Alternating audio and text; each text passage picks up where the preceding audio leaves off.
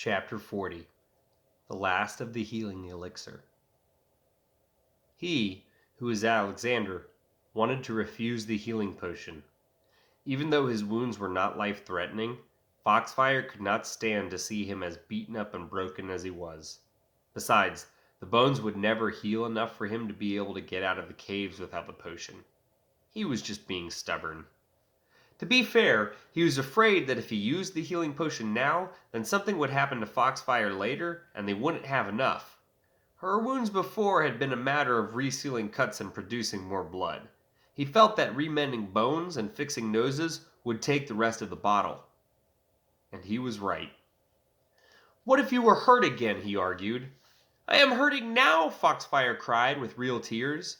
He closed his eyes, opened them, tried to move his arms, and couldn't. "I like you a lot," he muttered. "What?" she asked, because he had muttered something she couldn't hear. He let her feed him the rest of the bottle, and within moments he was healed. He could feel an incredible sleep beginning to take over. "We need to get moving before I sleep," he advised. They began to gather the stuff into the knapsack again. "What is this?" Foxfire was standing over the broken perfume bottle. "Oh," blushed Alexander, "I meant to... It was a gift for... It was nothing." And then he did a brave thing. "It was a perfume bottle I wanted to give to you as a present. I thought you'd like it." "Huh," she said, smiling to herself. He didn't have time to check if he had gotten everything, because his body was beginning to swoop and stumble. He took the healing elixir's bottle and collected enough ashes to fill it to the brim. That was his trophy for the fight. He gave the knapsack to Foxfire and let Candide carry the sword. But first, he removed both stones from its hilt and dropped them into the bag. He reminded himself to figure out a way to carry the stones with the sword, but his drugged mind was beginning to fade too.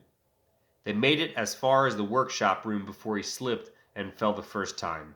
He fell into a table and knocked several instruments to the floor. In his struggling state, Alexander found an apron hanging off a hook and he slipped it on. He grabbed a small hammer and dropped it into the pocket, with a wad of sanding paper and a notebook with the tinker's notes in it.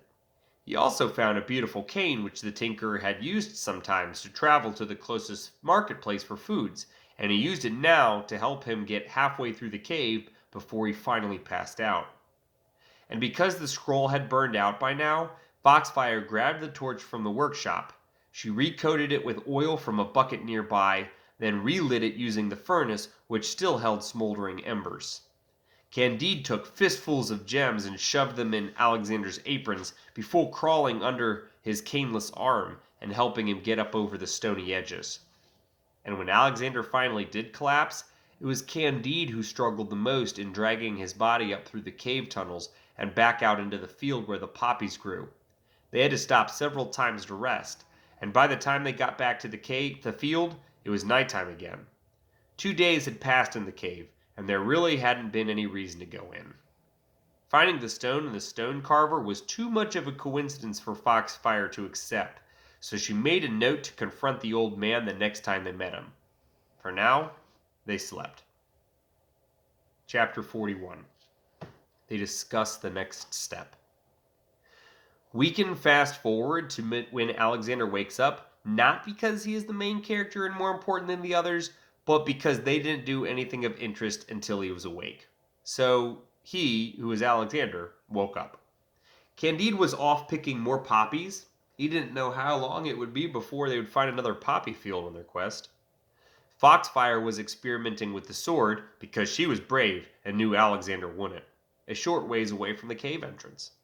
So when he awoke, only Trix noticed, and the fox was so happy it licked its nose and wiggled its butt. While he waited for his friends to return, Alexander pulled out the notebook he found in the apron pamphlet and tried to read it. Unfortunately, he was never taught to read. You might find this unbelievable, since he had done so many great things in this adventure already, but it is true. His mother had tried her hardest, but she died before he could do more than read the letters. On the bottom of her letter, she had written, Iloveyou, and he could only sound out each letter. He had no idea what it meant. And it is annoying that I used letter twice with two different meanings, but if I knew Italian, this would have been all the more easier anyway. But then the letter was ruined anyway, though, so it wouldn't have mattered if he learned to read or not. There were plenty of diagrams in the Tinkerer's journal, though, and I mean pictures and drawings.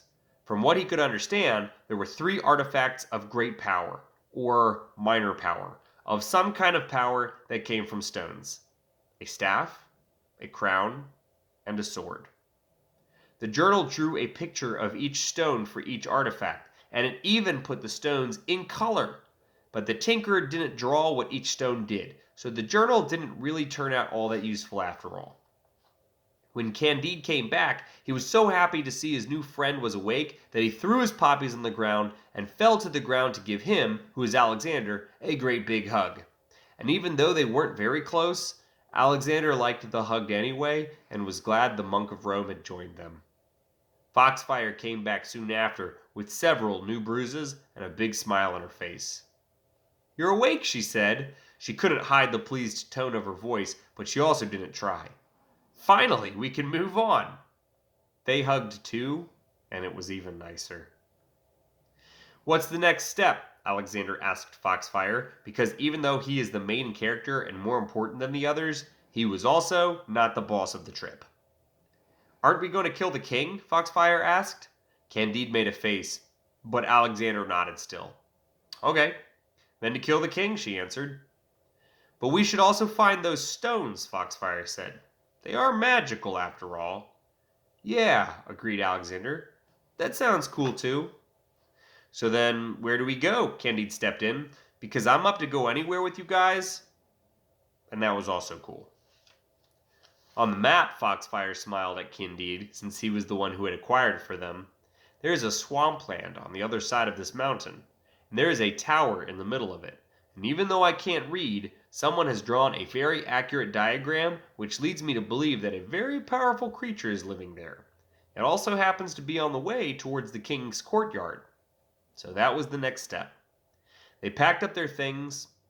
Foxfire tossed the little stub of a pencil into the tall grasses nearby. Alexander mourned the loss of the perfume and the ring, but it wasn't a huge loss. He already had devoted friends with him, so he didn't need any slaves to follow him. Chapter 42: The Swampland. It took them some time to get around the mountain, since mountains are known for being very large and not easy to get around. When they finally reached the other side, they needed to set up camp again. Instead of building a fire, they just cuddled close to each other. Candide was an excellent cuddler, and neither Alexander or Foxfire felt weird about it at all. They had no idea that a terrifying creature, which has nothing to do with the magic stones, but is still a terrifying creature of the swampland, was watching them. They woke up and began hiking through the muck. I'm not sure why they call it muck, but it might be a mixture of stuck and mud, since it was very muddy. Unlike the mud back in the woods, which just made their belongings filthy and smell weird, this mud was so thick and deep that they would get stuck in it. So, muck. Foxfire had actual shoes on, which was unfortunate because they made it very difficult to walk through muck. Candide was barefoot, naturally, in both senses of the word, so he didn't have as much trouble with the sticky mud. And Alexander has shoes, but he lost them pretty quickly.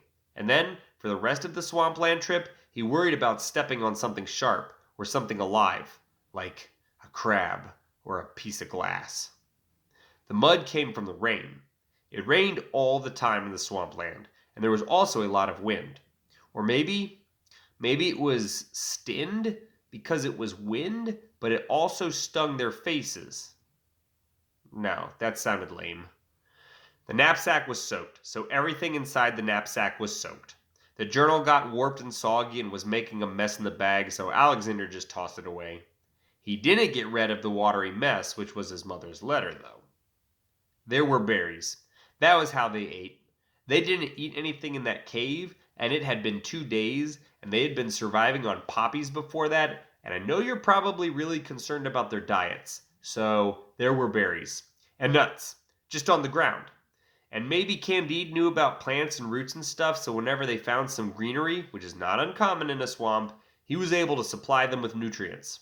And Trix, who is a fox and doesn't eat nuts and berries, hunted mice or some other small mammal, and she ate them. The muck made the journey slow. The swampland was much larger than the field, which had been pretty large too. And the creatures of the swampland lurked in the shadows and also in the light, but out of sight.